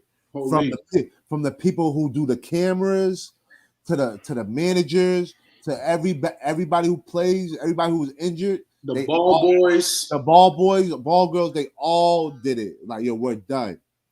The NFL didn't do that. And that is a deeper rooted issue, way beyond the NFL, way beyond the NBA. That's a black person issue. Thank you. Whereas we don't recognize our power. We have tremendous power. It's just not individually. We come together. You think any billion-dollar industry can survive if 73% of it decides to not show up? Thank you. It has to be collective. Right. That's my point. No. AC, I agree with your point in terms of the collective matter. Steph Curry by himself can't make those decisions. They will not. Steph Curry and his $250 million contract can absolutely what say 250 is to those people? yes. But What? we gotta be careful, No, fellas. it's not to those people in terms of a monetary value. It is in terms of what Steph Curry means to the fan base of that team. It's not. See, I think differently. I really think it's because of the league. Because if Bro, Steph Curry's in the NFL, he's not approaching no owner. He's not. Now in the NBA, yes, he can. But in the NFL, no. And that's because what we kind of talked about, AC, like they're so trained to being slaves. You know what I mean? They're used to the slave. To me, that's a again, I don't know if we have time, but that's a cultural Southern issue. And it's not necessarily it's not about being fucking trained because I said earlier, and he's not here, so I won't get into too much, but you have people in New York, you have people in Boston and Philly, out in LA, in Detroit, who did rebel. And beyond stupid ass riots where you burn up your own neighborhood, who who form groups, SNCC and all those things, and who had sort of a pushback to it. To me, not effective enough, but the same oppression that we've experienced in this country. We talk, oh, we're trained as slaves and et cetera, et cetera. It was worse in Kenya. It was worse in the Congo. It was worse with King Leopold. I don't want to get too emotional, but the reason that I get pissed about this is because when I hear black men talk about that, who've never been anywhere, they've never walked in Senegal like I have. They've never seen these things. And so when you talk about those sort of things, it gets to a point to where it's bullshit. When I live here, when I see black men who have no sense of who the fuck that they are, and you have all these NFL players, 70%. Okay, let's say not every 70%. There's always going to be some house Negroes. It's in the DNA. You can't dispute that. You can't have 300 years of selective breeding and whatnot and not assume that there's going to be some tame Negroes. You can't assume that. But let's say half of the 73% said, all right, fuck this. We ain't doing it. But they don't do it. And so we can't sit there and talk about the owners. We know what the owners are. They don't hide it. They don't hide it. Urban Meyer was the coach of Jacksonville. Urban Meyer, the fuck up, who fucked up every other location that he's been at. If they're going to hire Urban Meyer and then fire Brian Flores, nobody is shocked. We're not surprised by it. And so we cannot give our fellow brothers a pass. And I really feel that's what we've been doing too much because we know who the enemy is. We do. The enemy has been the same. And you saw the clip. You saw the clip from the Gun Name Poet that I put earlier. This is not news. We're not surprised. We know who the enemy is. We know it's being done to us. But we have a huge portion. I'm gonna say more than half. I'm gonna say that the versions of Malcolm X, the versions of Medgar Evers, the versions of these people are few and far between. I think there's far more people. There's far more black people. Damn, AC just cut off. Man, AC, man, charge your phone up. Get right back with us, man. You was cooking, man. We want to allow you to continue. AD, I feel him. I feel him, man. This is. We point the finger at racism. We point the finger at white people, and the reality is the finger just doesn't get pointed at us enough. Yeah, we don't take enough accountability as a whole, man. Like if and when we're ready to change the shit, we can. It just has to be collective. I mean, not for nothing. Black people only make up about 14% of this country. Exactly. So one or two of us ain't gonna work. 10,000 of us ain't gonna work. 100,000 ain't gonna work. It's really got to be as close as to one accord as we possibly can, where everybody is on the same type of time. Bro, we influence everything that matters to American culture, whether it be fashion, whether it be sports. AC's back. AC, thanks for coming right back, bro. We wanna allow you to continue cooking. I don't know. The FBI cut me off or some shit. I don't know what Of happened. course they did. Of course I have no idea what happened. They heard you talking, man. They was like, "Oh, no, not this." No, to me, it's an issue that can be. It's not going to be solved overnight, but I really think the biggest issue that we have is not outside oppression anymore. I mean, we've been dealing with this for 500 years, half a millennium, and my to me a huge issue is that Black Americans feel as if their situation as black, as blackness is unique in the world. And believe me, I used to think that before I started using my passport and shit like that. I used to think that there was nothing worse on this fucking planet than being a black man, especially those of us who grew up in Boston, those of us who lived through Charles Stewart, those of us who lived through. I was 22 years old before I even walked into South Boston. Uh, uh, all those sort of things growing up in Boston affect you in a certain way. But we don't use who we are. Of the black people on the earth right now, we are in the best position economically. We're in the best position in many categories to lead the world, to lead the black world out of what has happened to us for the last 500 years. I can't remember her name. I can't believe it because I've been listening to her all day. But the poet who said, since we met you people 500 years ago, we've given everything, and in return for that, we've got nothing. And yet we are still here in America. And this is the problem that I have is the same thing that happened to us. Like I said, happened in the Congo, happened in Kenya. But you had the Mau Mau. You had various uprisings throughout Africa during the last century after European colonization. The same time that King and Malcolm were talking their shit here. Adu. Exactly. The same time that you had Malcolm, the same time that you had the Black Panthers, that you have Martin, you had black people in the world, in Africa, not praying to white Jesus, not singing stupid songs and holding hands. They picked up machetes. They laid down their life, not for them, because many of them knew they weren't going to make it through. They laid down their life for the future of their country, for the future of who they were as a people. And we are still celebrating a year ago when California passed a law. Like right now, if Noah worked in California, there are companies up until 2 years ago who could legally say you can't wear your hair like that. They just passed a law in California saying that you could wear braids or dreads or whatever you want to call them. They actually just now put that shit on the books. And to me, there are far too many of us who accept that. Or when we get the scraps that we get, like a Juneteenth that nobody fucking asked for, where we're talking about, yo, stop shooting us, and they go, here's a holiday. That's what they did. And there were black people clapping, saying, oh, that's progress. Progress? In 160 years, you give us a holiday, and we say stop shooting us to the point to where Chauvin's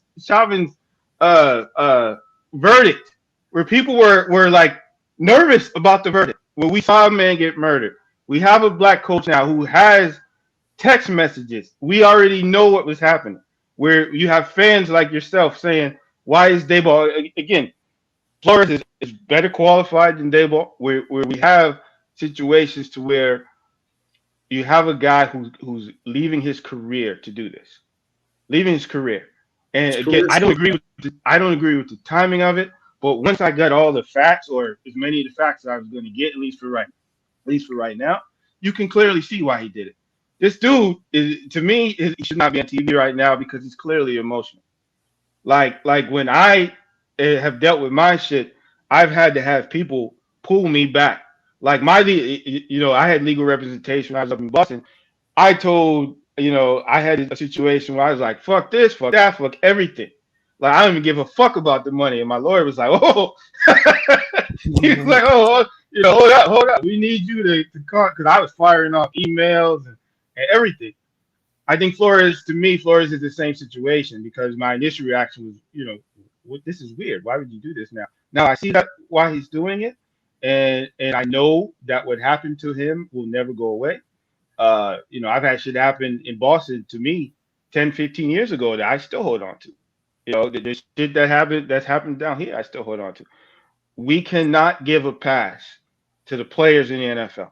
We cannot blame you see today that Chris Broussard thing. I think somebody linked and who's the other guy who hates Brady? I can't remember his It name. was Rob Yeah, Hoffman and Rob Hoffman. that clown. We cannot have the talking heads on these networks attack the owners. Now they want to be militant and they want to put the blame on the owners because they're scared to say that in a league that's 70% black, this should not be possible. In the corporate world that I know that I work in, Noah works in, I'm not sure if you do, we don't have necessarily the same power. We just don't. And we probably will never will in this country. But in the NFL, they absolutely, if they're not going to be the owners, they can force something to happen. And they haven't even attempted to. They haven't even attempted to. And I don't think that's an argument. When you control just about 3/4 of anything, you can't not be heard if you want to be. Mm-hmm. If you control 75% of anything, if you have representation in 75% of anything, the only way you are not heard and or felt is if you're not exerting that power. And we're the only, and this is one of the things that I learned. Again, I grew up in Boston. I grew up Temple 11. I grew up, studying the nation, Boston Church of Christ, everything. I had that influence in my life. My family with the Rainers and the Roses and the Carters, I come from an Afrocentric family. So I never knew that black people outside of my family didn't know about Juneteenth, didn't listen to the Last Poets and whatnot growing up. That was playing all the right. That was playing all the time for me. So I didn't have that exposure. But my thing is the fact that we now have black people who are still talking about the racism in this country, and we let white liberals feed into this, talking about the racism in this country as if it is a white issue, where they go, oh well, white people if they wanted to do this they could. No, they don't want to. You've had 500 years of evidence that is not going to happen, and we can no longer. And I used to use this excuse. What can we do? We're not, even if we like Malcolm used to advocate for a race war, which I even listening to him and Farrakhan growing up with my grandfather, I used to think to myself, still we have no chance. We'll be slaughtered. And then as I got older, I go to South Africa. I think Nelson Mandela, they love him there. No, they don't. I start reading about, remember when you watch Cosby or A Different World, they would talk about divest from South Africa and apartheid. Because when we were growing up, apartheid was the worst thing that could be in the world. And then you find out that the Africans there didn't just take it like it was presented to us. They had the Soweto uprising. They had all these things to where the whole time they were fighting. The whole time. To where we fought for a little bit in the 60s. We fought for a little bit after Martin was killed. We had a few riots. We had the Black Panther Party, and then we know for 100% certainty that the FBI dismantled the Panther Party. We know this. We know for 100% certainty that Reagan, after he died, they released the tapes where he said, "Oh, Africans, they're not even used to wearing shoes." We know that the CIA. There's a hit fucking TV show on right now where they document the CIA selling crack cocaine into the black neighborhood. So we know all this. We know all this, and yet we still do nothing. Whereas, as black Americans, there are too many black Americans who go, what can we do? And they don't look to the example of other black people in the world who have had it far worse than we have and who have done something about their situation. And we have done nothing. We celebrate the Jay-Z's. We celebrate the few crumbs that they give us. We didn't take these crumbs. We didn't take what we have right now. It was given to us. And that is where I argue. That is where I will argue with anybody. And any black man who doesn't realize that and think and tries to push this narrative of we've been indoctrinated and they show pictures of watermelon and shit like that, believe me, that's European conquest 101. They did it in China. They did it every single place that they went. England is a teeny tiny island at the top of the world, and they took over the world. Not with brute force, but with white Jesus and indoctrination. They didn't have the military might to do that. And they did it in Africa. The Africans fought back. The Africans in violent uprising fought back. We have never had that. We have never had a violent uprising. We have had violent protests. We have had we have had people with voices, incredible men like Malcolm X, but we have never in force, in mass, done anything. And I think black people really have to confront that. And whoever might hear this, oh, we did this, we did that. No, you didn't. No, we didn't. We've never had a Mau Mau. Even the Black Panther Party, with everything that they did, it was within the confines of the structure of the United States. It was never we're going to do this and force the change. It was never that. And believe me, it was something that I had to confront myself as a black man in terms of when I was driving my uppy car and doing that stuff. What did I do as a black man to educate other people in my range of motion? At that time I wasn't doing enough, and I wasn't studying enough, and I don't think we hold other black people accountable because we've got too many people who are supporting the R. Kelly, supporting the black people who actually need some extra judgment. We're perfectly fine condemning them and blah blah blah, but we aren't condemning that medium black man, that black man who sees some shit, that black man who's making 100K and content with his life, because that's what the NFL is. Those brothers are content. You can't be angry when you're eating good, and that's part of the problem. The men who could lead, not in terms of a whole other white movement, but could start small and say we support Brian Flores. If you have to Google the players who actually responded to this, and it's been 48 hours now, that's a problem. I can't tell you how much that depresses me. Yeah, it's a problem. I really can't. It's more than a problem, and I think that's where you do get some people like me who say nothing can be done for these people.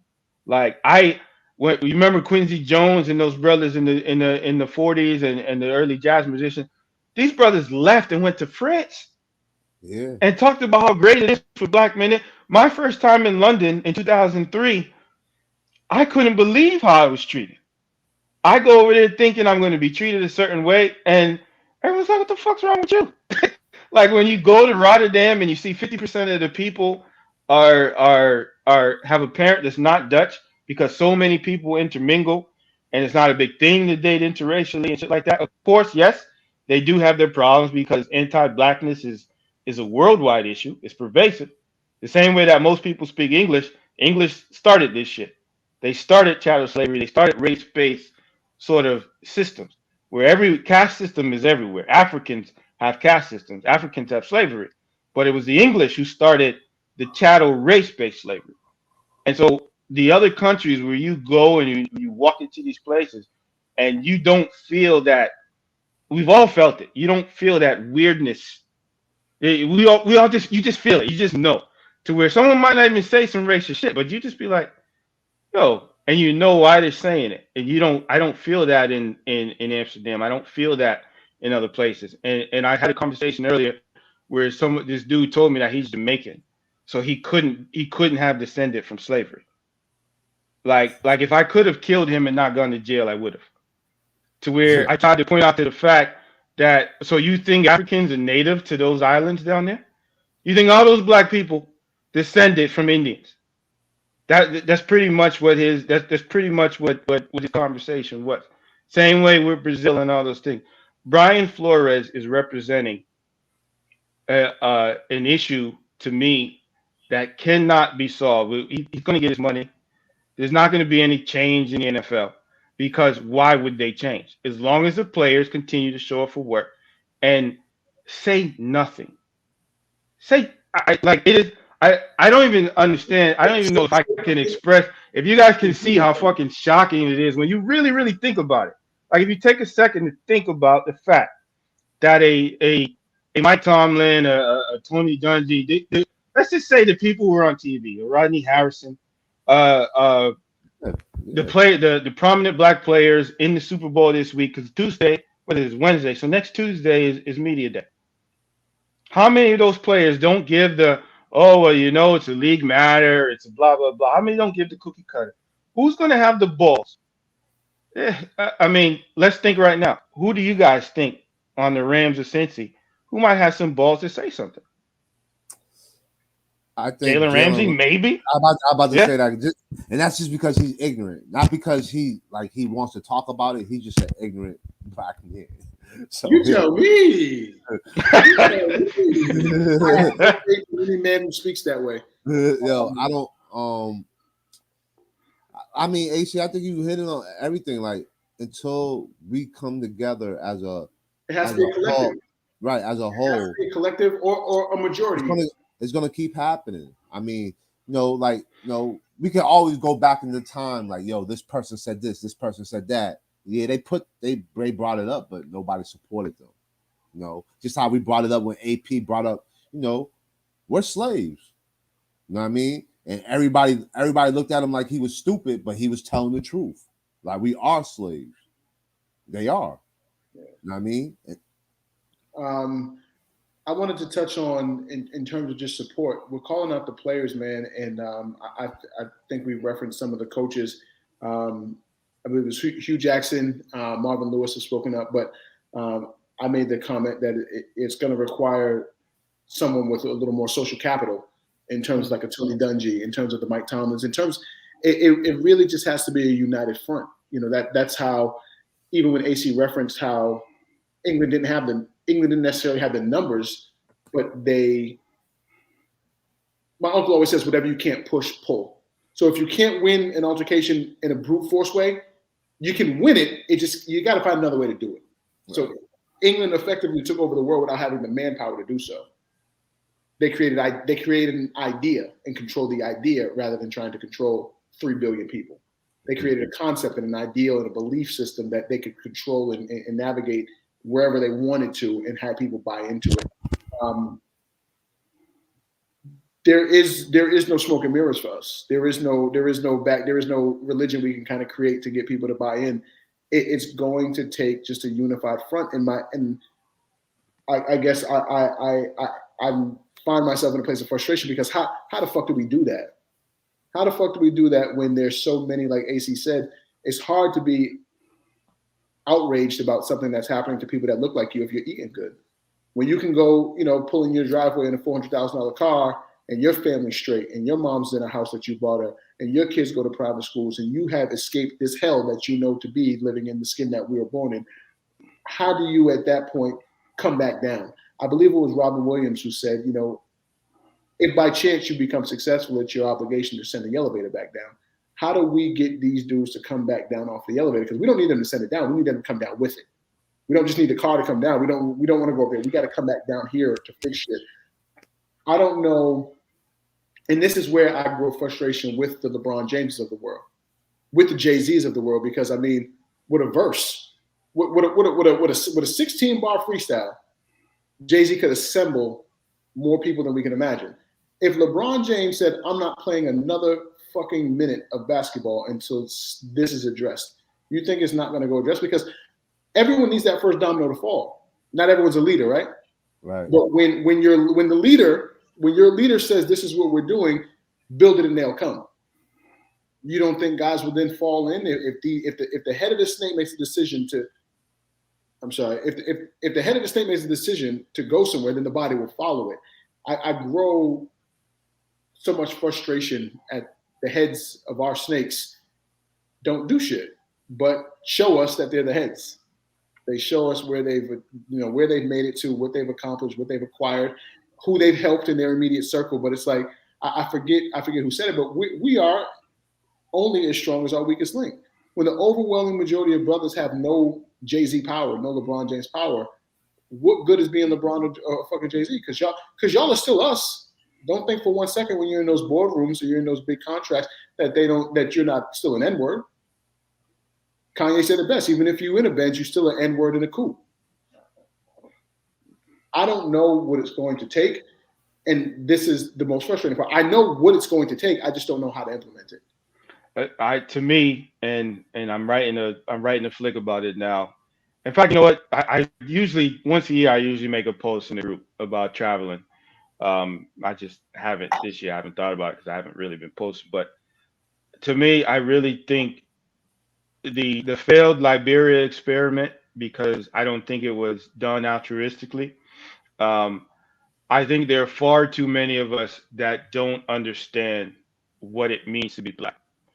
Right. And I think that term is kind of thrown out there sometimes. And another term that a lot of people know is everybody want to be black until it's time to be black. Um, I think we have far too much of that. And one of the things that I feel like can change that is if more black people fully understood. What it Because meant to be black. right, if more black Americans understood that, first of all, America was not the driving force behind slavery, which is a misnomer that a lot of people have. Like Right. most of the slaves from Africa did not come here. They didn't come here. More slaves were brought to Brazil, far more. Millions were brought to Brazil than were brought to America. Millions were brought to America, but far more were brought to Brazil. Far more were brought to the Caribbean. The Second largest black population in the world after Africa is Brazil. Exactly. And when you go down to Brazil, there's people there's a bunch of people who identify as black and celebrate being black that you wouldn't necessarily think are black. Like I think we have, well, I half jokingly talk about black quarterbacks in the NFL when we talk about a Patrick Mahomes and a Kyler Murray and people like that. A Patrick Mahomes who could pass if he wants to. You know what I mean? There are people like that in Brazil who are wearing dashikis and celebrating being black. Black Americans, I feel, don't celebrate being black. They simply are black, Right. and Well, that's a term that huh? that stems from, I believe it was Carter G. Woodson. Um, the physical slavery wasn't anywhere near the worst of it. It's the mental confines that we've remained in. The, The identity of what it is to be black was erased. Black Americans are the only people in this country that can't be identified by their last names. and that's I'll send you a screenshot. I'll send you a screen because periodically of the flick that I'm writing now, I think I sent a couple screenshots of it. So But how do you recognize who you are when it's been erased? the first, see, again, it has been erased and we know that. And the way that you start is building from that and start pretending that that doesn't exist.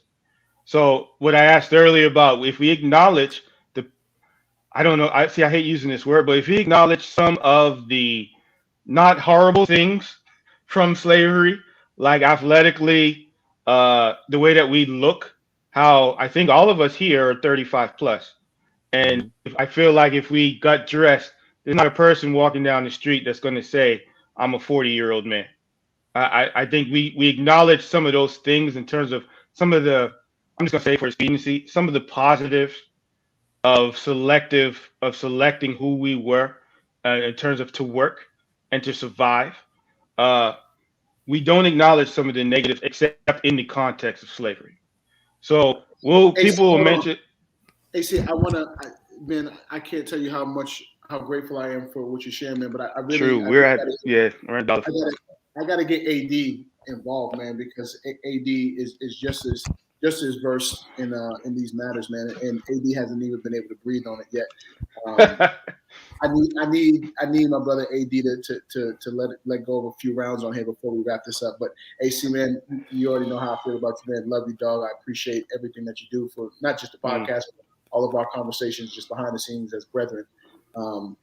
Appreciate all of that knowledge, man. And anyone who's watching this is definitely going to learn something. But I got to give AD the floor, man. And just let him do his thing to close us out. I mean, when it comes to us, man, first, we got to work on ourselves first. You know what I mean? And I don't think that us black as a black culture, we don't work on ourselves. Also, and if we don't work on ourselves, we can't lead. Right. You know what I mean? So that also goes we don't do enough as far as educating ourselves on matters such as this. Even myself, I still think I need to do more readings and things of that nature. Right. But if we don't come together as a whole, just how AC been saying, it's gonna keep happening. The Flores thing, I'm glad he brought it to light. Me and AC been going back and forth like is this a good time? Is it a bad time? I'm like, nah, this is a good time. You know what I mean, it's a good time. Like, just put it out there. When things of that nature, there is no good or bad time. You just got to put it out there. Right. You know And what I mean? feel like he chose the time that he had been pretty much marginalized from every position that he went for. And he thought it out. And this is how I know he thought it out. He put a Martin Luther King quote. So he already knew. He knew. He knew exactly what he was doing. This was poetic for him. Right. He did it for Black History Month. He knew exactly what he was doing. Right. I didn't even peep that. Yep. He knew exactly what he was doing. And I kind of disagree with AC as far as he was enraged on ESPN. Oh no, he wasn't. He was calm. He was calm as hell with both of his lawyers right there. Well, not on TV when the time that he did it. That's what I mean by his rage. Oh, okay, yeah, bet. Because he came on there. I thought he did a great job of letting people know. Like, he even said it. Like, I know that I am sacrificing my job. I might not ever be a coach again, but it needs enough is enough. My coaching staff that he has, which he has some Black coaches, and for our future coaches, this has to stop. You know what I mean? And I'm glad that he's willing to put himself on the line. Like, he does need like a guy like we said. He does need a Mike Tomlin, Tony Dungy, a Jim Brown. Like, he needs those guys, and he needs the whole 73% of the NFL that are Black to come together. I don't know what they should do. Not play. I don't know, but we need some type of solidarity. You know what I mean? We have to come together. I don't want to see something that happened like in the bubble when all the organizations are saying they're showing solidarity, but no change. The hockey team, the NHL was still playing. They still played their games. The Red Sox still played their games. You know what I mean? Yeah, the basketball they canceled their games, but the communication wasn't even all that there. That the next day, Russell Westbrook thought he was playing. Chris Paul, you're the president of the NBA. He's playing against you. Why wouldn't you tell him that y'all are not playing? That's not solidarity. Right. I mean, y'all are not on the same page. Right. I mean, and that's why we're easy to defeat. Exactly, because we're not all together. You know what I mean? Yeah. There's always like 85% of us is together, 10% really don't know why we're here, and 5 of us are just groupies. You know what I mean? Like, it's never a concerted effort, man. And exactly. And it has to be, man. So many fair points, I don't know how many people, we're going to reach with this, man. But if everyone who heard what we have to say, man, it has to become infectious. It is not, let me rephrase. It's not just the Jay-Z's and LeBrons. It's every single one of us. Right. And not only is it every single one of us, it's every single one of us holding every single one of us accountable. Like, don't let your homeboy not be involved with this. Like, don't let your brother and the dude you smoke weed with and dude you play basketball with, don't let them sit this one out. Everyone has to hold someone accountable to what it is that needs to be done, or it's not going to get done. And that's what they bank on. They bank on the distractions. They bank on all the shit that's going to keep us occupied, all the bullshit online, whatever the fuck Kanye's doing. They bank on us not being able to focus on a concerted effort, because a concerted effort is the only thing that's going to disrupt the very infrastructure of what keeps us in these confines. If it's not a direct blow to the very infrastructure, this is just not going to work. A few guys, throwing punches in the air look like Trey and fucking Boys in the Hood. It's in vain. You're throwing these blows in vain. If we can't make one big ass fist and disrupt the very infrastructure of it, then it doesn't work. Fellas, necessary conversation, man. As black men, most conversations that we have, no matter what part of life it is, whether it be sports, whether it be basketball, whether it be football, always ends up leading back to these conversations. This is bigger than sports. This is bigger than Brian Flores. This is bigger than any one of us individually. This is the conversation that all black men need to be having on whatever platforms they have, whether it be in your barbershop, whether it be in your office, wherever it be. This is the conversation that needs to be had. Not what mixtape is coming out, not when the Jordans is coming out, not who's going together in verses, who's battling each other in verses. Like, this is the conversation. And if it's not this conversation, then do you really give a fuck? You know what I mean? Everyone complains. We have a lot of complainers, but the work is, we know how to do it. We know how to do it. We're not the only, we did not discover anything tonight. We did not revolutionize an approach tonight. We know how to do it. And there's so many brothers that know how to do it. It's just ideas are useless without execution. AD, love you, dog. Appreciate you. You know that. AC, love you, bro. Appreciate it, man. This is Snt Podcast. Got a little heavy, man, but it was necessary. Brian Flores, we want you to know that we stand with you. Everything that we do in terms of our movement, sit and talk across all platforms, we stand with you 1,000%. May your work not be in vain. May your sacrifice not be in vain. This is the intersection of sports and culture. Sit and Talk Podcast. We out.